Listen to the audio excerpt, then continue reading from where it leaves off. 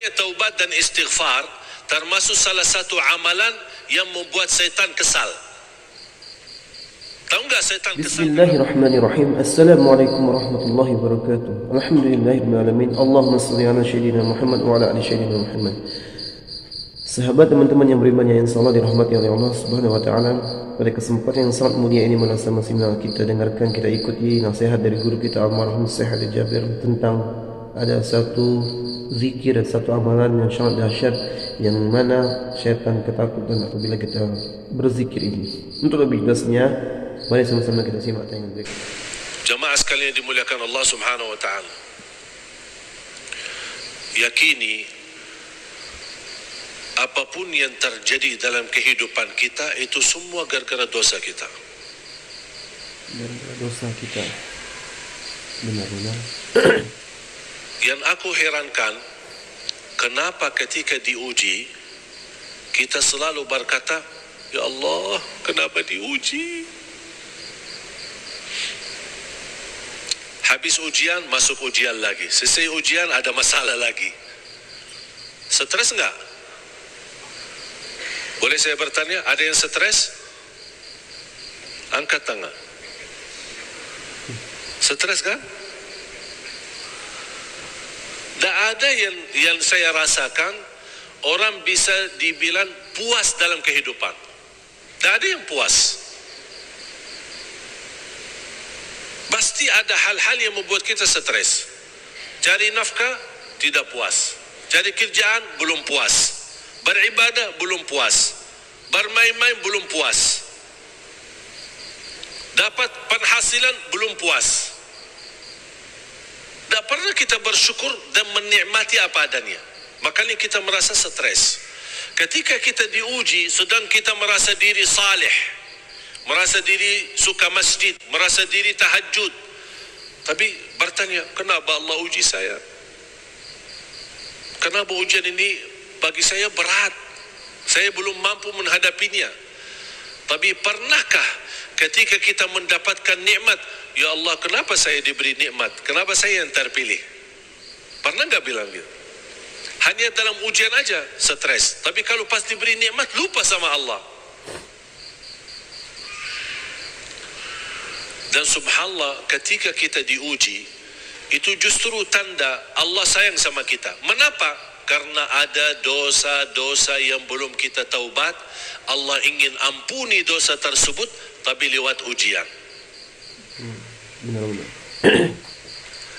Ibu kalau lagi kesal sama anak, kadang-kadang suka cupit anaknya. Betul?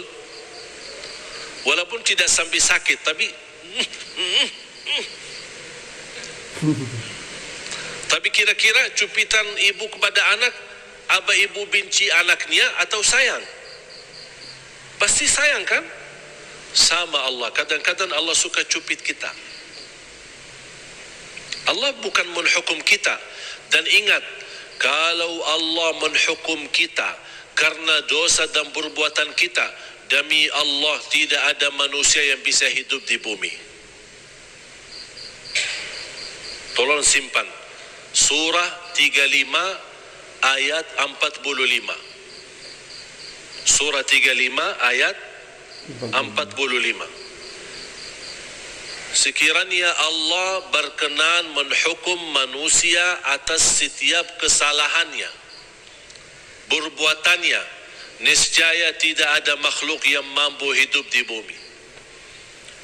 Ketiduran salat subuh, tub karena hukum Allah. Tertinggal salat jamaah, tub karena hukum Allah. Satu kali bohong, tub karena hukum Allah. Habis kita, habis. Siapa yang tidak berbohong? Siapa yang tidak bersalah? Siapa yang tidak berdosa? Tapi subhanallah, kita berdosa, Allah tutupi dosa kita. Dosa lagi, Allah masih tutupi kita. Dosa lagi, Allah masih berkenan tutup dosa kita. Coba kalau setiap dosa, bau badan kita. Dosa lagi, tambah lagi bau. Dosa lagi, keras lagi baunya. Berani enggak keluar dari rumah? Enggak berani. Begitu dia, bau, dosanya banyak itu orang. Malu kan? Tapi subhanallah, Allah berkenan menutupi. Betapa banyak dosa, berkali-kali kita dosa, masih Allah tutupi.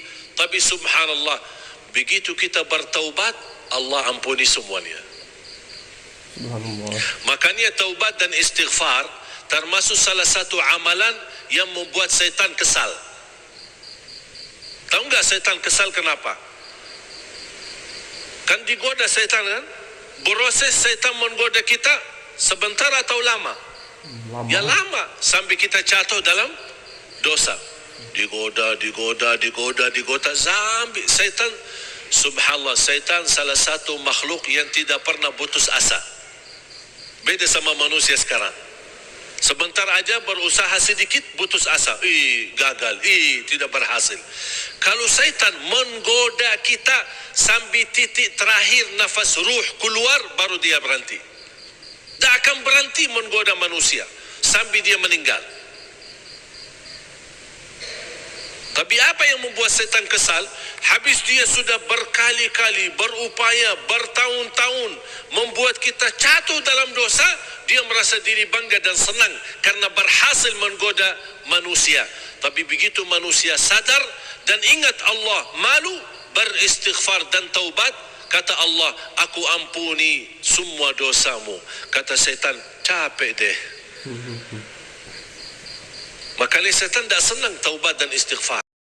Alhamdulillahirrabbilalamin. Sahabat yang beriman, dari ilmu yang disampaikan oleh guru kita, mudah-mudahan bermanfaat, mudah-mudahan kita dapat istiqomah untuk berzikir istighfar, astaghfirullahaladzim, karena zikir ini sangat dahsyat. Zikir ini sangat, Allah senang dengan zikir ini, karena zikir ini termasuk zikir kita untuk memohon ampun kepada Allah Subhanahu wa taala. Mudah-mudahan semua dosa-dosa kita diampuni oleh Allah Subhanahu wa taala. Amin amin rabbal alamin. Mungkin itu saja yang bisa dapat disampaikan. Saya akhiri. Wassalamualaikum warahmatullahi wabarakatuh.